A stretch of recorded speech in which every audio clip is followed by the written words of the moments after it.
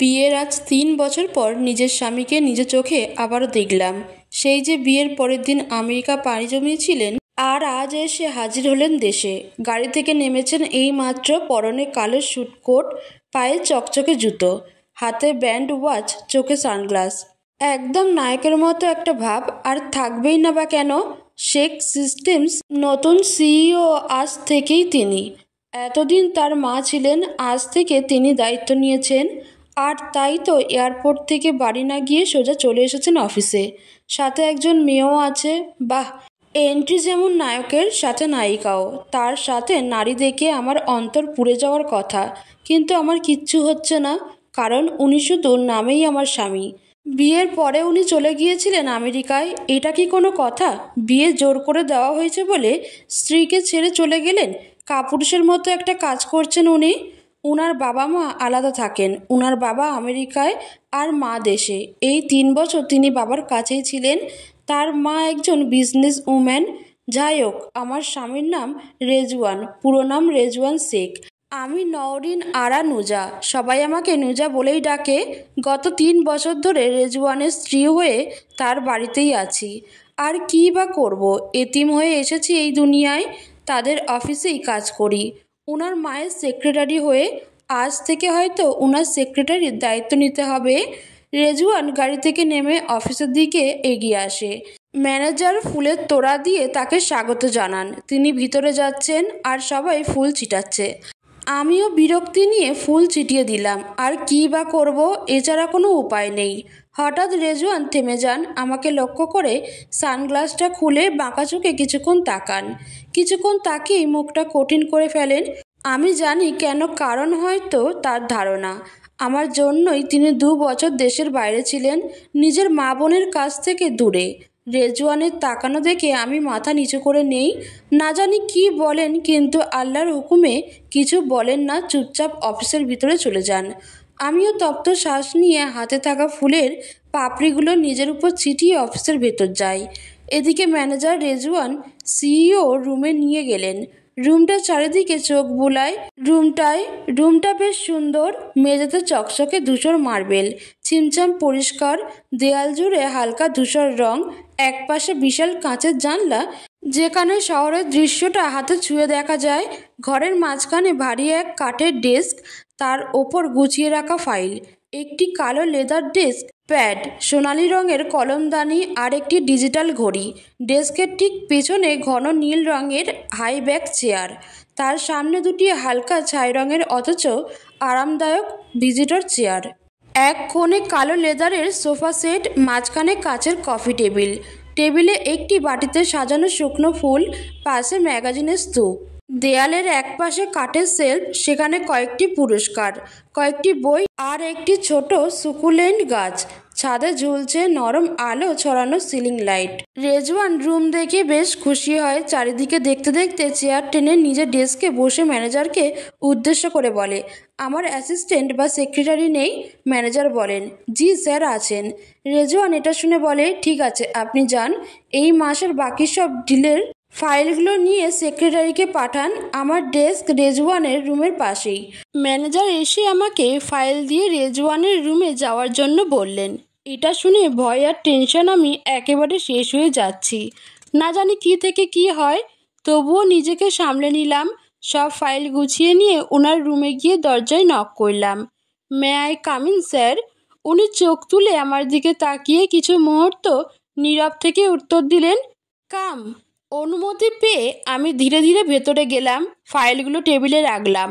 তারপর টেবিল থেকে একটু সরে গিয়ে বললাম, স্যার, এখানে সব ডিলের বিস্তারিত আছে, আপনি দেখে নিতে পারেন। রেজওয়ান ল্যাপটপ থেকে মুখ তুলে আবার আমার দিকে তাকালেন। দেখলেন আমি মাথা নিচু করে দাঁড়িয়ে আছি। হঠাৎ বললেন, গিয়ে দরজা লক করে আসো। আমি চমকে উঠে প্রশ্ন করে ফেললাম, স্যার কেন? এতে উনি রেগে গিয়ে টেবিলে হাত দিয়ে আঘাত করে উঠে দাঁড়ালেন। আমি তোমার বস না তুমি আমার? যা বলছি সেটা করো। এটা শুনে মন তো চাচ্ছিল এক লাথি মেরে জানলা দিয়ে বাইরে ফেলে দেই, কিন্তু সেটা শুধু আমার কল্পনাতেই সম্ভব, বাস্তবে নয়। তাই চুপচাপ উত্তর দিলাম, জি স্যার, করছি। গিয়ে দরজা লক করে দেখি উনি ডেস্ক থেকে উঠে দাঁড়িয়ে আছেন। তাই আমি আর এগোলাম না। কিন্তু হঠাৎই তিনি ডাক দিলেন, এদিকে আসো। আমি ভেবেছিলাম নিশ্চয়ই ফাইল সংক্রান্ত কিছু বলবেন, কিন্তু কাছে যেতেই উনি আমার পেছনে এসে হঠাৎই হাতটা মুচড়ে ধরেন। এমন আকস্মিক আক্রমণে আমার তো প্রাণই বেরিয়ে যাওয়ার উপক্রম। সত্যি আমি কল্পনাও করিনি উনি এমন কিছু করবেন। আমার হাত চেপে উনি দাঁতে দাঁত চেপে বললেন, আমায় বিয়ে করে যখন প্ল্যান সফল হলো না, তখন এখনো 2 বছর ধরে অফিস বাড়িতে পড়ে আছো কেন? এত টাকার লোভ তোমার কিসের?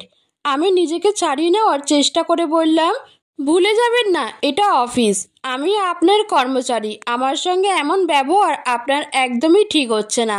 আমি লোভী? কোনো প্রমাণ আছে আপনার এই অভিযোগের? রেজওয়ান তখন আমাকে ছেড়ে দিয়ে আমার চোখে চোখ রেখে বলেন, তুমি লোভী নাও, এটার প্রমাণ কি?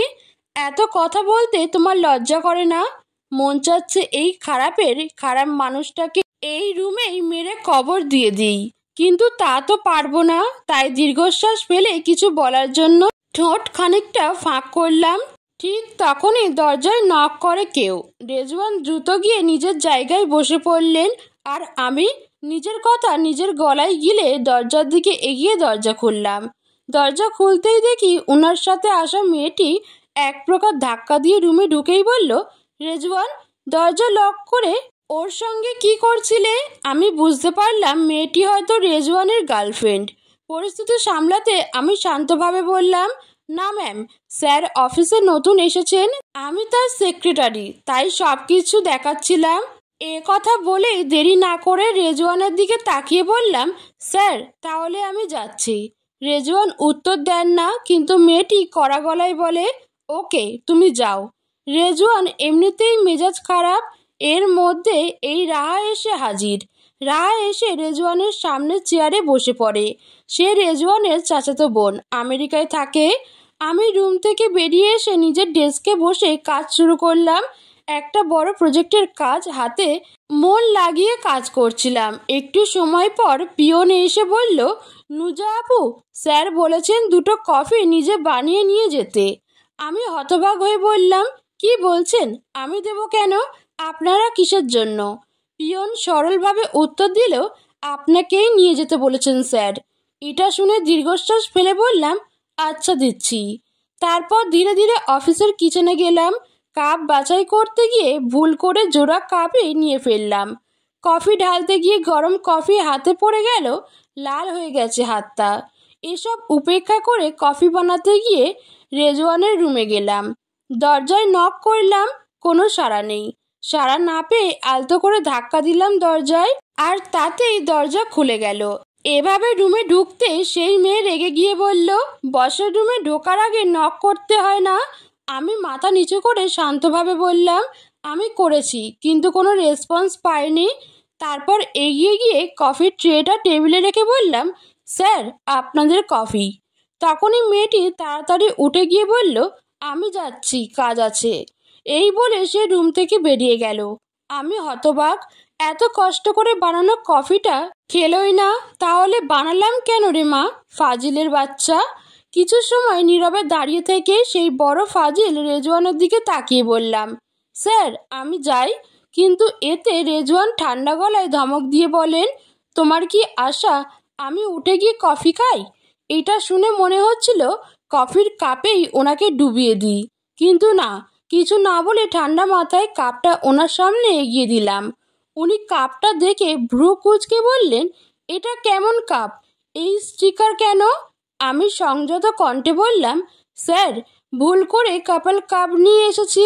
এবার কি একটা ভেবে রেজওয়ান আমার চোখে চোখ রেখে ঠান্ডা অথচ ধারালো কণ্ঠে বললেন, শুনো মেয়ে, তোমায় আমি কখনোই নিজের ওয়াইফ হিসেবে মানিনি, মানবও না, তাই এসব আশা করো না। চুপচাপ রিজাইন দিয়ে চলে যাও আমার অফিস থেকে, আর আমার জীবন থেকেও। এটা শুনে এক আকাশ হতাশা আমার উপর ভর করে, কিন্তু তাও ধীর গলায় বলি, আমায় পায়ার করে দিন, দয়া করে ডিভোর্সটা দিয়ে যাবেন। আমিও আপনার মতো পুরুষের ওয়াইফ হয়ে থাকতে চাই না।